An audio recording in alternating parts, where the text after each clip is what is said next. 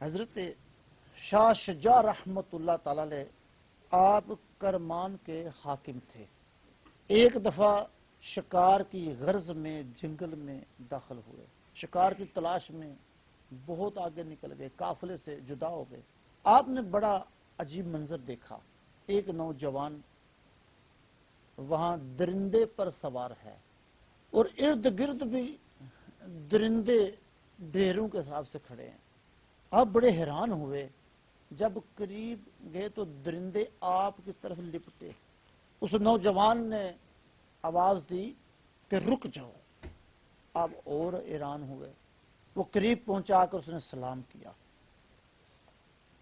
کہنے لگا اے شاہ تم اللہ تبارک تعالیٰ کی یاد سے اس قدر غافل ہو گئے ہو۔ اللہ تبارک تعالیٰ نے جو تمہیں نعمت عطا فرمائی ہے، بادشاہی عطا فرمائی ہے، اس کا مقصد یہ ہے کہ اس کی نعمتوں کو تو اس کے خلاف استعمال کرے، تو اس کی نعمتیں لے کر عیاش بن جائے۔ اس نے تمہیں نعمتیں عطا فرمائی ہیں، بادشاہی عطا فرمائی ہے، دولت عطا فرمائی ہے آزمانے کے لیے۔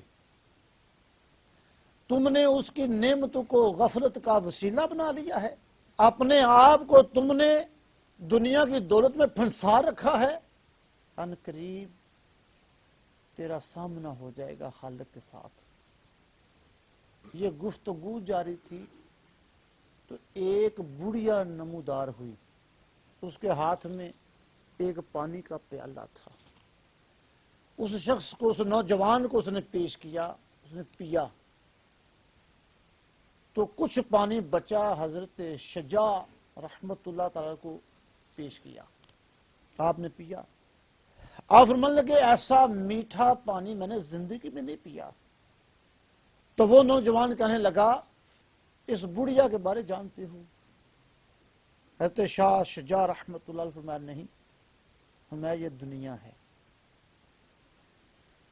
تم نے سنا نہیں جب دنیا کو اللہ نے پیدا فرمایا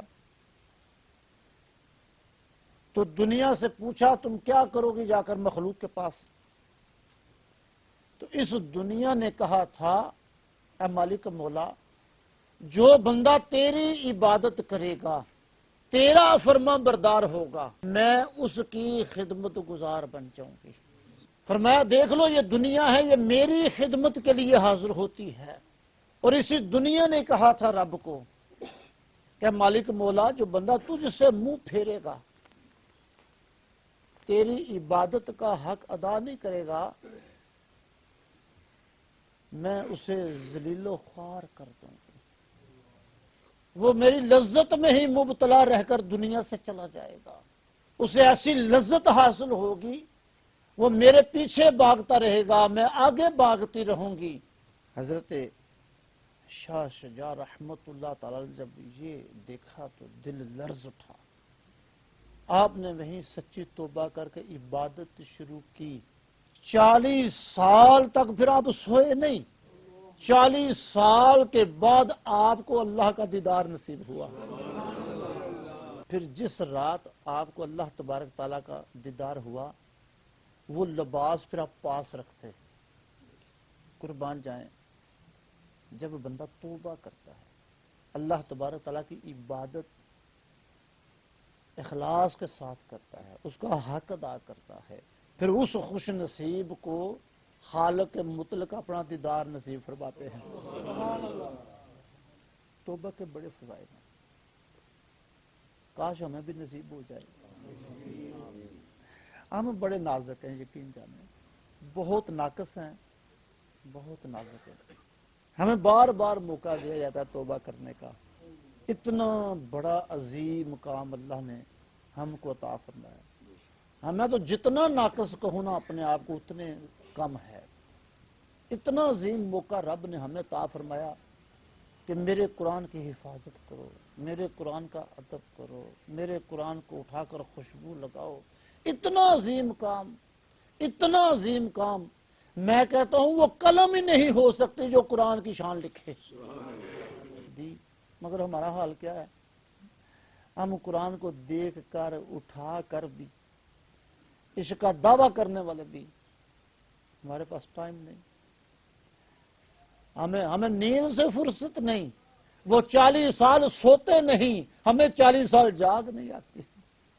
اتنا بڑا ثانیہ دیکھ کر کہ اتنا عظیم قرآن، خالق مطلق کا نام مبارک کچرے پہ پڑا ہے، مگر ہم دنیا کا ہر کام کرنے کے لیے تیار ہیں۔ بیوی کو راضی کرنے کے لیے وقت ہمارے پاس موجود ہے، دوستوں کو راضی کرنے کے لیے وقت موجود ہے، سیر و تفریح کے لیے موجود ہے، بس ہمارا نفس راضی رہے، میرا نفس میرے ساتھ خوش رہے، جتنا وقت مانگے میں دوں گا تاکہ فرش رہے، مگر میرے پاس نہیں تو خدمت قرآن کے لیے ٹائم نہیں، اتنے عظیم کام کے لیے ٹائم نہیں۔ میں نے سٹارٹ میں عرض کیا تھا نا، ان قریب جب موت آئے گی نا، جب ہمارے گمنڈ کی ہوا نکل جائے گی، جس دنیا کو چلانا ہم اپنی مرضی سے سمجھتے ہیں کہ میری مرضی سے میرے بغیر نہیں چلے گی، میرے بغیر میرے بچوں کا مستقبل نہیں درست ہوگا، یہ تو ذمہ خدا کا ہے، یہ نہیں ہو سکتا۔ یہ ہو سکتا ہے کہ ہم خدا کی عبادت کریں، خدمت اسلام کریں تو ہمارے بچوں کا مستقبل ہی رک جائے؟ یہ کیسے ہو سکتا ہے؟ ابن ماجہ کی حدیث ہے، حضور نے فرمایا جو دین کی فکر کرے، دین کی خدمت کرے، اللہ کی بارگاہ میں اس کی شان یہ ہوتی ہے کہ اس کے مانگنے سے پہلے رب عطا کرنا شروع کر دیتا ہے۔